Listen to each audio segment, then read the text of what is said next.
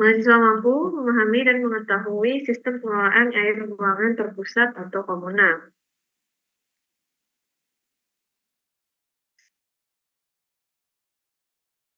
Ini ini mah aja ya.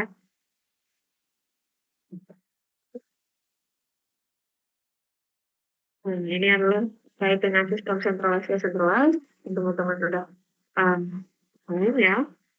Bedanya apa? Sistem centralized dan decentralized. Ini kemarin kita sempat bahas juga terkait dengan perbedaan sistem on-site, sistem dewasa ke komunal, dan juga konvensional atau centralized.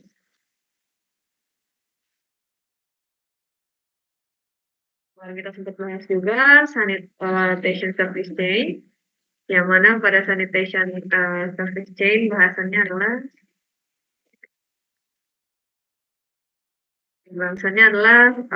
terkait dengan sistem pusatnya. Nah, ini teman-teman bisa lihat 5 hal yang penting dalam sanitation service chain ini adalah user interface-nya, terus bagaimana collection, storage, atau treatment-nya, bagaimana pemindahannya, kemudian treatment-nya, dan terakhir adalah disposal.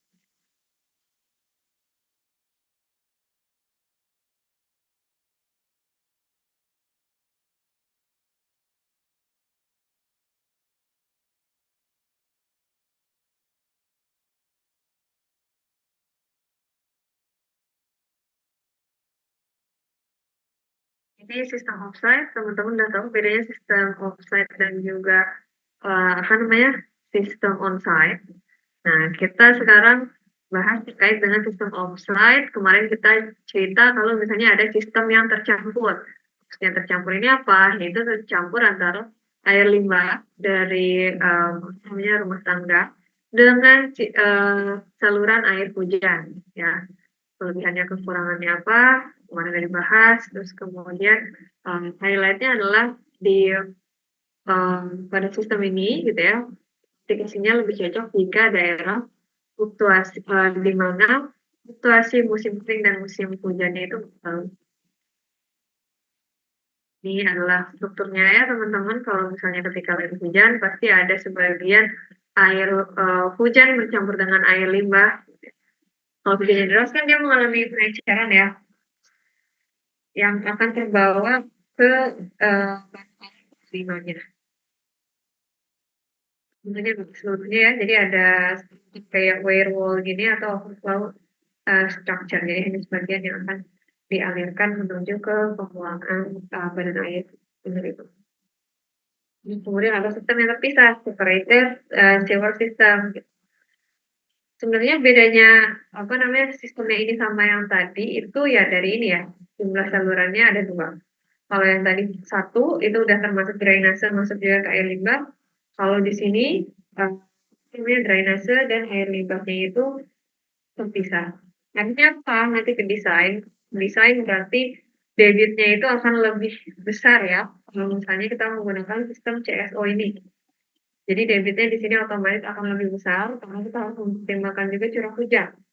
Gitu. Jadi kalau misalnya di semester ini ya teman-teman belajar drainase dan juga sistem penyaluran air limbah gitu. Sebenarnya 2 mata kuliah itu bisa digabungkan. Kenapa? Karena ya kalau misalnya teman-teman menggunakan sistem penyaluran air limbahnya adalah combine gitu ya. Jadi teman-teman hasil perhitungan dari drainasenya itu juga akan diinkludkan dalam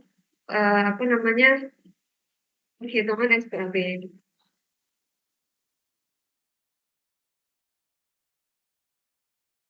Ini contoh salurannya ya, contoh kasus. Jadi kalau misalnya combine, artinya air limbah yang dari rumah tangga dan juga air hujan yang dari atapnya itu akan disatukan dalam satu kontainer yang kemudian masuk ke saluran ini namanya CSO-nya. Kalau misalnya ini dia terpisah, jadi teman-teman bisa lihat sendiri. Bentar ya.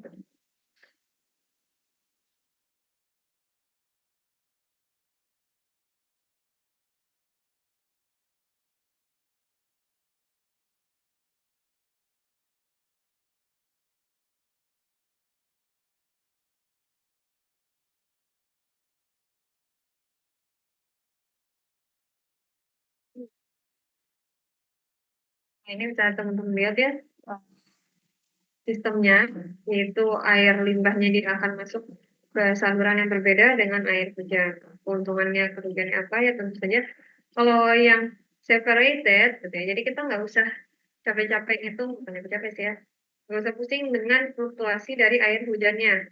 Pertama kan sekarang teman-teman tahu ya, ya, adanya perubahan iklim, akibat climate change dan lain-lain gitu kan.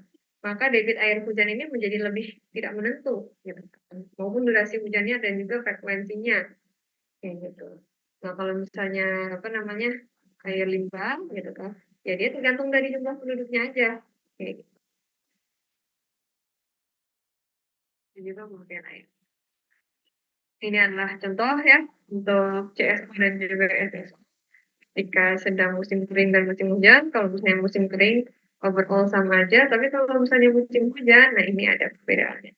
Karena di musim hujan akan ada debit basahnya yang mempengaruhi aliran di pipa tercampurnya. Misalnya ini mau debit basah maupun debit kering nggak akan berpengaruh ya. Kelebihan dan kekurangannya apa namanya? Tapi intinya kalau misalnya di kelebihan CSO adalah dia itu mengalami pengenceran gitu ya. Kenapa pengenceran itu bisa menjadi kelebihan gitu? Berarti ya apa namanya kualitas limbahnya itu akan jadi lebih ringan ketika nanti diolah. Ini balik lagi ini tergantung daripada si debit hujannya. Kalau misalnya jarang hujan ya berarti tetap aja gitu, apa namanya kental si aliran air limbahnya. Dan juga ya berarti kita cuma ngebangun sekali air apa namanya suatu saluran air hujan maupun air limbah. Kalau yang satunya itu tidak ada pengenceran dia untuk si SSO sehingga air limbahnya ini juga lebih apa namanya cenderung stabil ya, nggak akan lebih encer ataupun tiba-tiba mengental gitu ya. Kecuali ya dalam musim apa namanya musim panas tapi biasanya nggak terlalu berubah signifikan. Gitu.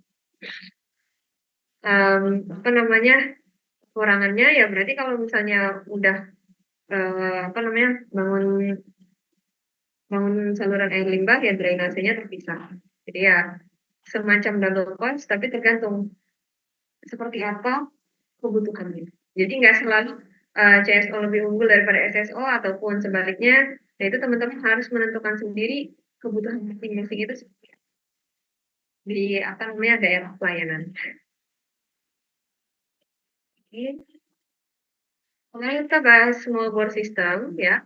Small bore ini secara umum dia itu untuk mengingatnya karena sama-sama ya small bore apa namanya shallow bore gitu ya dua-duanya depannya S. Nah itu teman-teman rentan banget untuk ketukar gitu. Tapi ingat kalau small itu berarti diameternya kecil berarti kotorannya nggak bisa lewat, dia airnya doang. Sehingga sistem ini juga bisa dibilang dengan solid free sewer system. Jadi kemarin namanya lebih bahas. Jadi kalau misalnya ciri dari small bore adalah dia itu akan menyambung dengan tangki interceptor atau septic tank gitu ya. Nanti dari septic tank ini baru masuk ke jaringan pusatnya. Dan oh ya dan pipanya ini kecil ya. Pipanya kecil sama ya bisa jadi pipanya itu apa namanya full alias beda dengan apa namanya saluran terbuka dia saluran tertutup atau saluran yang bersaluran. Pipanya nggak usah terlalu miring ya, karena mau lurus pun ya asalkan airnya mengalir gitu ya, ada tekanannya dari ada orang yang flushing gitu terus kemudian membawa si airnya, nah itu bisa terus apa namanya dialir. Ini bentuknya ya, jadi dari sambungan rumah masuk ke tangki interceptor atau tangki apa namanya tangki septik baru masuk ke jaringan air limbahnya. Dan dibutuhkan apa? Kualitas sama Merko, fan, sama stasiun pompa. Ya, syarat yang penting lagi untuk sistem small bore ini adalah kedalaman pipa yang berasal dari tangki inverter menuju saluran pusatnya itu harus lebih rendah dibandingkan dengan gradien hidrolis atau muka air dari si tangki septiknya. Kenapa?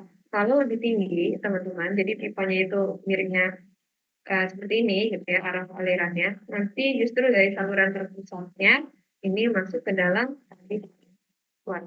Itu tidak diinginkan. Jadi sehingga harus diperhatikan bahwa kedalaman septic maupun rumah itu juga sangat berpengaruh untuk desainnya. Ini perencanaan layoutnya ya. Ini bisa digabung dari apa namanya awalnya bentuknya sistem setempat gitu ya, cuma kita aja. Tapi kemudian dan ini ada bidang resapan, BR itu maksudnya bidang resapan. Ini bidang resapannya bisa di apa namanya dihilangkan atau mungkin udah nggak mau pakai bidang resapan lagi, mau nyambung ke sistem pusat aja. Udah dibikin suatu pipa yang langsung menuju ke saluran berpusat yang menuju ke XBS, sel bor, kemudian ke. Nah, jadi ada dua sistem kalau misalnya sel bor ini. Ada yang bagian atas, ada yang bagian bawah. Maksudnya apa? Kalau yang bagian atas, gitu, artinya dari rumah ke rumah, gitu ya. Dari rumah-rumah, dia baru masuk ke, sorry ini bukan ipal kecil, tapi ke tangki septik komunal. Nah, berarti dari tangki septik komunal masuk ke dalam shallow bore-nya. Jadi shallow bore-nya itu menghubungkan antara tangki komunal menuju ke pengolahan yang lebih besar. Nah, kalau misalnya yang sistem apa namanya bagian atas ini nantinya dari tiap rumah berarti salurannya masih ada parutannya baru masuk ke tangki septik gitu.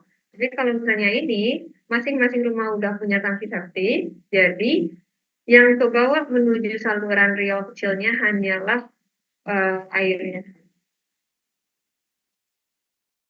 Ini contoh layoutnya ya kalau misalnya bangunan rapi. Nah ini kalau misalnya dia komunal, jadi yang tadi. Terus kemudian ini adalah contoh clean off. Ini contoh stasiun pompanya. Ini juga contoh stasiun pompa. Ini contoh glistra. Yang debit puncaknya ini teman-teman bisa lihat. Jadi setiap rumah tangga dia butuh berapa, ada puncak yang dianjurkan dikali berapa jumlah apa namanya orang persen di rumah tangganya dikali dengan faktor air buangan. Faktor air buangan ini ya tergantung misalnya dari setiap misalnya biasanya ini dalam bentuk sel. Jadi dari air konsumsi yang digunakan gitu ya nantinya ada 80% air limbah yang dihasilkan. Maka faktornya adalah 0,8. Kemudian ini adalah debit apa namanya konsumsi air minumnya. Dibagi dengan nanti diperoleh berapa debit puncaknya yaitu jumlah rumah pelayanan dikali dengan apa namanya debit puncak rumah. Jadi debit puncak rumahnya ini debit saya di suatu layanan. Ini contoh kami KPPT, contoh gambaran hydraulic grade lainnya. Ini contoh di mana jam-jam apa namanya krusial, di mana air limbahnya itu bisa memuncak. Jam segini, antara jam berapa ini namanya? Antara jam 5 hingga jam 10, kemudian jam 6 hingga jam 10. Karena biasanya itu jam-jam orang apa namanya menggunakan air untuk konsumsi ya, sebelum berangkat kerja ataupun sekolah dan ini perkiraan biaya yang diperlukan untuk perencanaan SBS, Small Bore Sewer. Di perhitungannya menggunakan apa namanya plan hitungan debitnya dan juga diameter hitungnya. Oh, ya tadi ya itu small bore, kalau ini shallow bore. Bedanya apa? Kalau bedanya ini ada padatnya, ya. Mirip dengan sistem konvensional, bedanya adalah slope-nya lebih rendah, lebih datar. Dan juga nggak perlu kecepatan cleansing, kecepatan suam bersih. Ini layout-nya, ini perbedaan ya, cost-nya ya. Jadi kalau konvensional sealer dia pasti lebih mahal. Ya. Shallow ini dia jauh lebih ya, bisa sampai 50% nih. Dan hidrolisnya ini bisa di apa namanya diingat lagi ya teman-teman terkait dengan saluran terbuka. Jadi kalau saluran terbuka dia memerlukan adanya floating height gitu ya atau swimming height ya buat kotoran yang makanya tadi digunakan apa namanya grafik yang bentuknya kayak daun tadi. Nah grafik itu tuh untuk melihat ya kira-kira berapa debitnya ketika misalnya penuhnya ketika penuhnya seperti gimana kayak tempatnya gimana ketika 30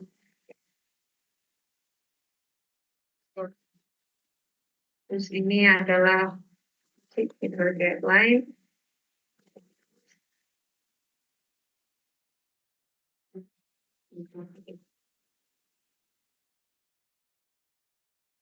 Misalnya ya kurang lebih mirip juga ya cuma misalnya untuk ya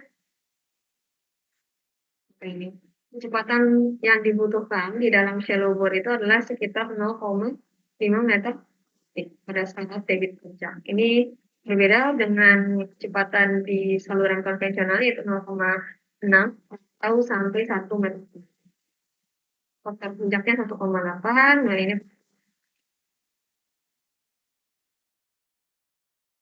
layoutnya. Nah, ini adalah model grease trap untuk shallow bore sewer. Kenapa di shallow bore diperlukan grease trap ya teman-teman? Karena ya ada padatannya.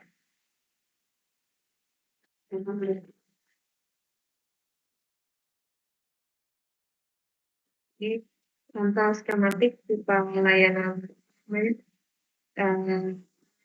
SMB dan juga itu.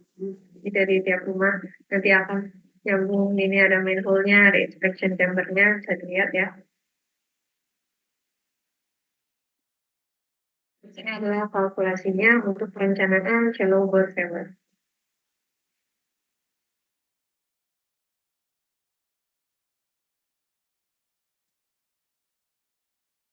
Jadi bedanya inspection chamber sama manhole.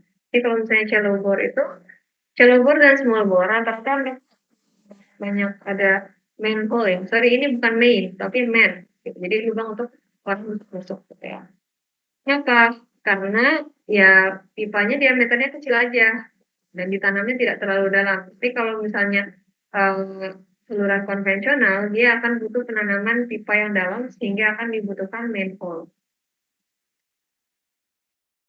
Jadi contohnya ya untuk penempatan pipanya di shallow bore sewer. Ya, untuk jenis saluran shallow bore. Ini seperti coba.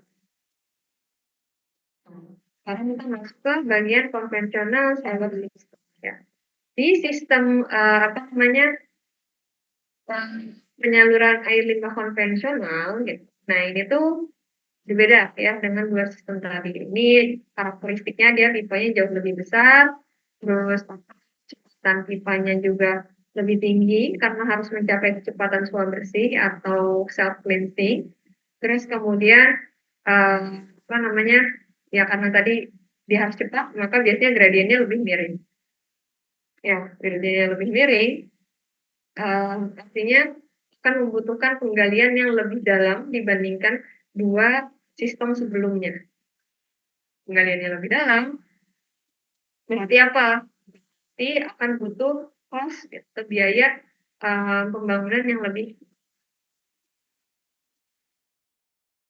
Untuk sistem penyaluran konvensional ya teman-teman bisa lihat di sini merupakan suatu jaringan perpipaan yang membawa air buang ke suatu tempat berupa bangunan pengolahan atau tempat pembuangan air seperti badan air lima. Ya, tapi dalam konteks ini biasanya bangunan pengolahan dulu. Sistem ini terdiri dari jaringan pipa kecil, pipa lateral, dan pipa inti yang melayani penduduk satu daerah dengan pelayanan yang cukup luas.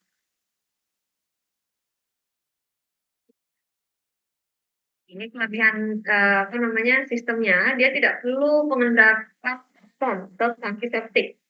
Artinya apa? Ya, apa namanya, tiap kotoran yang berasal dari rumah, tiap nge-flush gitu ya, mereka nggak perlu adanya tangki septik.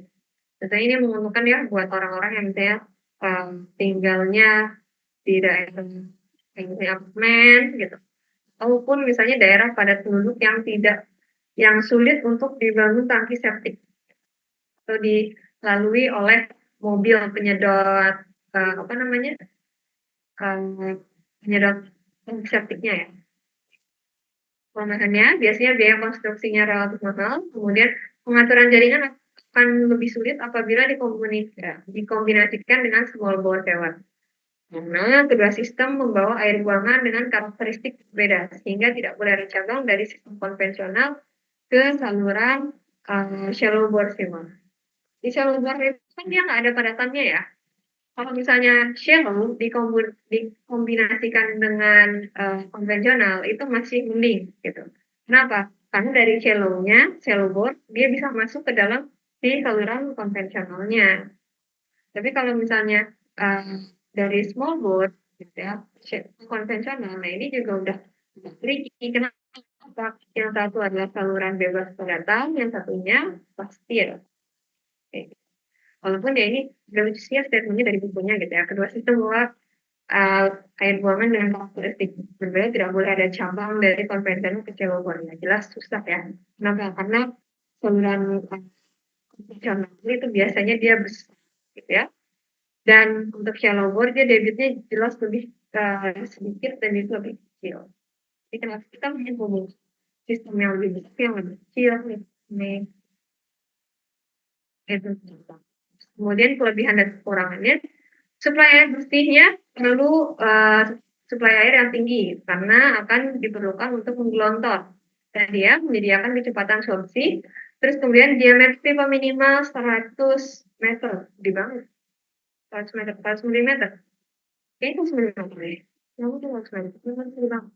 100 milimeter. Karena membawa padatan. Kemudian aliran pipa harus seragam, dan juga slope pipa harus diatur dengan kecepatan suap bersih atau kecepatan self cleansingnya yaitu 0,6 meter per second atau sampai 1. Aliran saluran harus memiliki floating height agar dapat mengalirkan padatan ya. Jadi ya harus agak penuh teman-teman, tapi nggak boleh penuh banget ya. Supaya padatannya mengalir. Sedikit, nanti ya padatannya mengendap semua terjadi blockage. Kemudian kecepatan maksimum pada penyaluran konvensional adalah 3 meter. Lebih besar dari itu, maka ya bisa menyebabkan kerusakan pipa.